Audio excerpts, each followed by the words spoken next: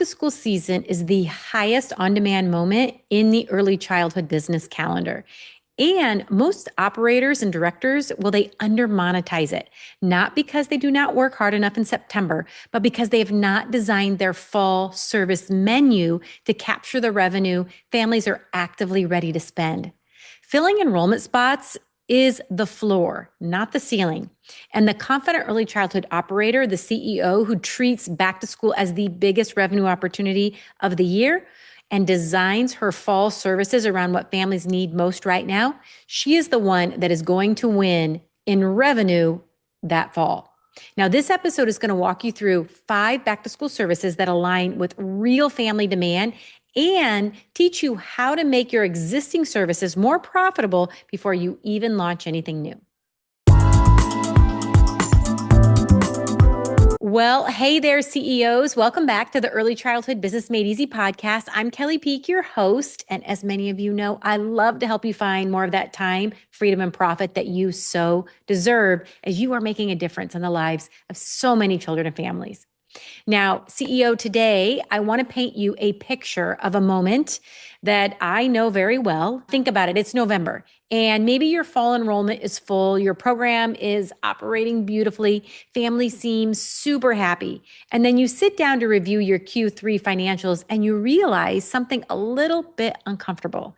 Your fall was one of the busiest maybe you've ever had, but the revenue number, it doesn't reflect that. You served more families than ever last year. You ran more programming hours. You are more exhausted than you've ever been in September. And somehow the profit margin is almost exactly the same as it was before. So my friend, if you have ever felt this, please know this is really not about capacity. This is about how you design your services. And back to school season, it is the highest demand moment in our early childhood businesses pretty much all year. Families, they are in investment mode and they are actively searching for programs, for services. They're searching for experiences for their children. And most importantly, they are ready to spend. But the directors and the operators who capture the full financial opportunity of this season, they're not just the ones who fill their enrollment roster. They are the ones who recognize and have designed a service menu that meets the needs of those families exactly where they are. And they are capturing that revenue during the season they actually offer it. So most early childhood operators, well, you hear all the time how you measure your back to school success by how many families enrolled. And here at Peak Creative and in our Peak School Business Blueprint, we teach something a little bit differently. In our Clarity Collective program, where we have our confident early childhood operators, we measure it by the revenue each enrolled family generates and the lifetime loyalty each experience creates. And that's very different than just measuring enrollment. So today we're going to talk about 3 CEO strategies. And those are number 1, the back to school revenue mindset. Number 2, I'm going to talk about 5 back to school services that align with family needs right now and how you can maximize those for your fall revenue. And number 3, your EC program glow up. I want you to make what you have more profitable before you do anything else. Now, remember, we have a free resource, and today our free resource is the EC Program Glow Up Guide. This is going to walk you through a practical audit of your existing services so you can identify the profitable opportunities that are already hiding in your program. So go get that at kellypeak.com, where you're going to find information about this podcast episode, number 189. Now, whether you operate a preschool, a childcare center, a play cafe, or an enrichment program, this episode is going to give you a revenue lens for the back to school season that most operators and directors do not have until September, when it is already too late to really design for it. So remember, we're in the summer. It's time to get ahead.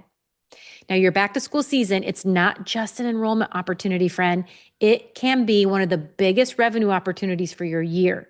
And the CEOs who capture it fully, they don't just fill the seats. They design a fall service menu that's going to meet families where they are and maximize the value of every family they already serve.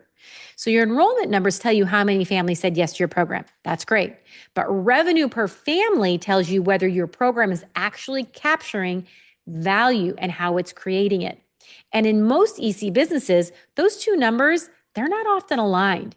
The program might be full, the families might be happy, and the operator is still leaving a significant amount of revenue on the table simply because that service menu, it really wasn't designed to offer it. So back to school season is when your families are most open to spending. They're investing. They're in the mindset of investing in their children's growth, routines, and preparation for what comes next. And the mindset does not just cover tuition. It covers enrichment, extended care, readiness programs, parent education, and anything else that's going to help them feel like they are setting their child up for success. And the question is whether your families have something to look forward to, something to look at, and something offered to them to spend that money on. So it's not whether your families are going to spend this season. The question is going to be whether they will spend it with you, my friend. And the data here is worth paying attention to. The National Retail Federation consistently reports that back-to-school spending is one of the top 2 retail seasons of the year in the United States, second only to the winter holidays, with families spending an average of over $900 per child on education-related expenses in August and September. Now, a report from the Brookings Institute, they found that families with children under 6 are among the highest spenders on education and developmental services, with the majority reporting that they would spend more if they found programs that clearly met their child's specific needs. So what this means for early childhood businesses is that the families you are serving are not just looking for childcare. They are not just looking for birthday parties. They are not just looking for dance classes. They're actively looking for investment opportunities for their children, and they will spend with the program that offers them clearly, confidently, and at the right moment. So that back to school season, that's a moment, and it's your job to have the right services ready when they are looking. And the childcare director that I worked with recently, she had a full enrollment every fall, but consistently, when I talked to her, she would share with me that she finished around Q3 with thinner margins than what she had expected. Her programs were excellent. Her families loved her, but she had not designed any fall services beyond that core enrollment. It wasn't that she really didn't have anything additional to offer. Families just have never asked her for anything, so she just didn't think about it. So the fall that we worked together, when she went through Preschool Business Blueprint and the EC program Glow Up process, she launched 2 new structured services, an extended care packages with clear pricing tiers and sessions. And she also offered a 4-session kindergarten readiness track for her oldest cohort of students. After doing that, her Q3 revenue will increase by 31% without adding a single new enrolled family. The families she already served simply started saying yes to services that were finally packaged and offered to them clearly. She told me afterward that the most surprising thing was how easy the conversions and conversations were. Once she had clearly defined the service with a clear price, families did not haggle or hesitate. They were looking for exactly what she was offering. She just had not been offering it. Now, this is a great example, and it's going to lead us right into our 3 CEO strategies we're going to discuss today. We're going to start with strategy number 1, the back to school revenue mindset. So before we talk about specific services, we need to talk about how you are currently framing your back to school season in your own mind, because that frame, it's going to shape the actions you're going to take. So if you're thinking about back to school primarily as an enrollment season, well, you're measuring success in seats, in spots. How many spots did I fill? How close am I to full capacity? Is the wait list building? And those are important questions, but they are the floor of what back to school can do. They are the minimum of what it can do for your business, not the ceiling. Now, the ceiling is the revenue per enrolled family. And that is the total financial relationship each family has with your program over the course of the year. And in most early childhood businesses, that number is almost entirely determined by tuition, because tuition is the only thing that was really ever clearly offered. Here is what I have learned after 30 years of leading and operating multiple early childhood businesses. Families who love your program want to do more with you. Let me repeat myself, my friend. Families who love your program, they want to spend more with you. They want to bring their child to the enrichment classes you offer. They want to attend a parent workshop that you host. They want to join that extended care package that makes their Thursday afternoon easier. They are not withholding their spending. They're waiting for you to offer something worth spending on. And the back to school revenue mindset means entering this season with a service menu, not just an enrollment form.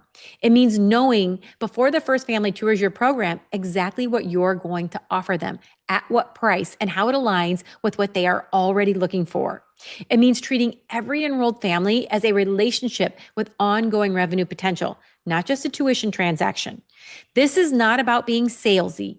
It's about being of service. And the families you enroll this fall, they're going to spend the education dollars they have budgeted somewhere. And the programs that offer clearly defined high value services are the ones they will spend them with.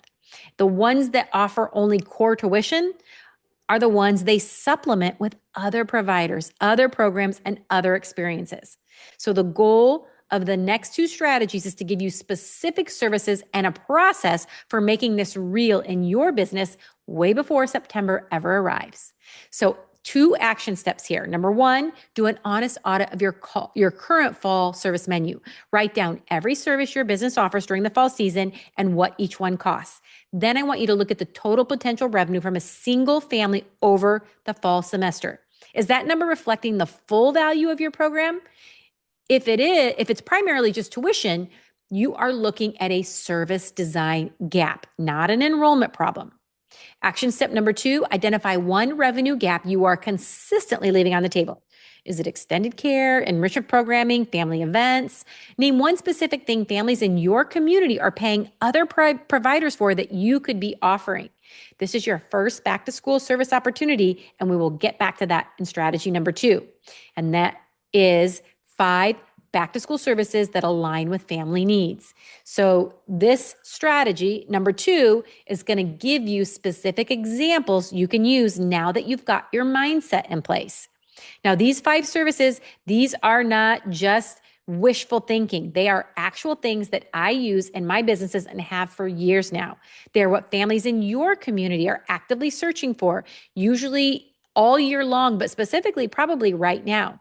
And each one represents a profitable addition to what most early childhood programs currently offer. Now, not every program needs all 5.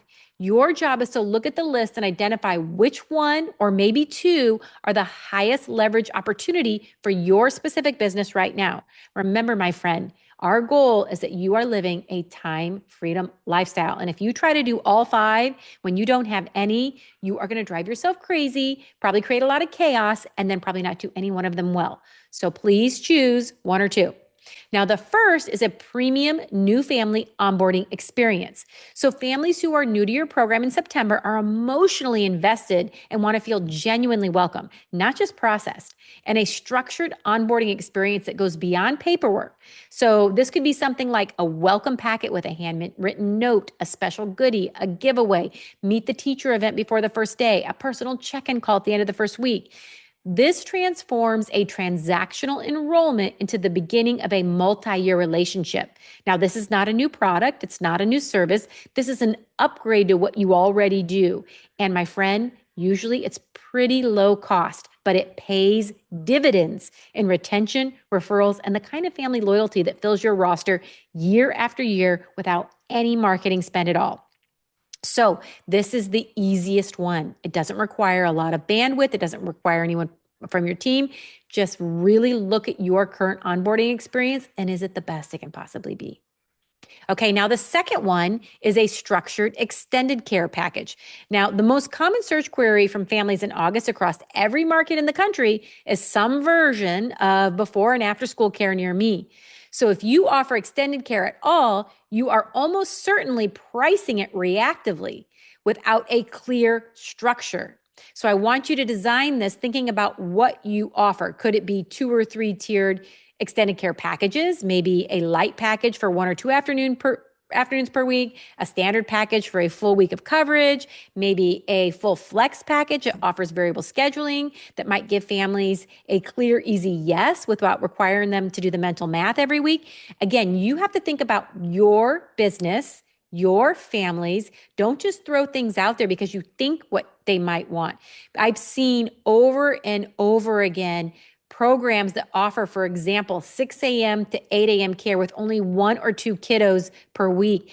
State licensing requires them to have 2 teachers on hand during any given moment. So they have 2 team members for 2 to 3 kids. Again, Really think about what is best for your families. Maybe do a survey, but find out what type of care do they actually need. Now, families who commit to a package spend, they usually stay longer because they're committed.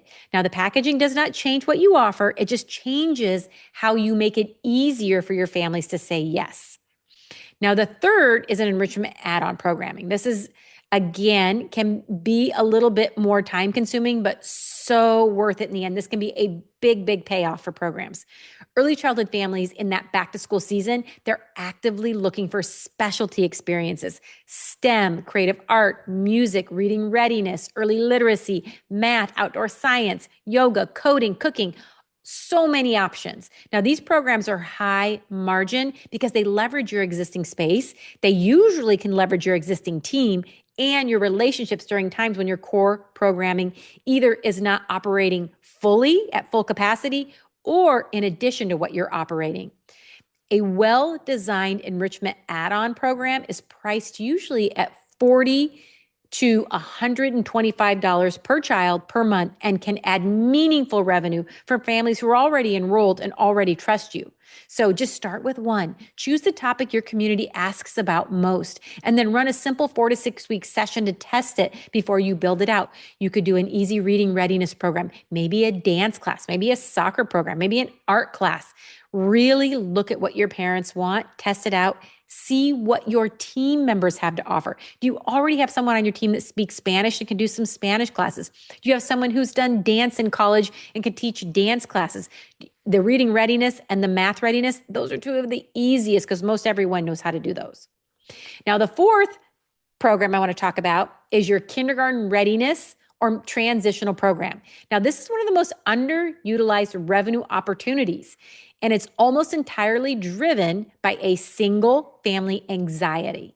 Will my child be ready for kindergarten? And families with rising kindergartners who miss that cutoff, they're going to pay a meaningful premium for a structured kindergarten readiness program because the outcome has enormous emotional stakes for them. So if your program serves 3 to 5-year-olds and you have a separate kindergarten readiness track for your oldest cohort, that is a natural premium tier that those families will choose without hesitation when it's offered clearly and confidently, and you show them how it's going to be different.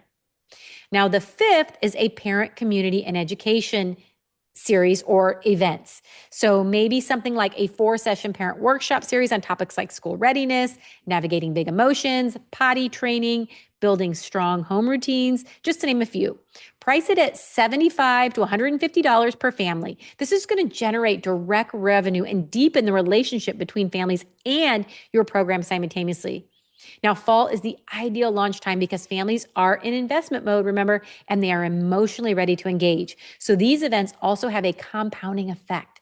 Families who attend parent programming together build community with each other. So they're not just building community with you and your team, they're building community with the other families in your program.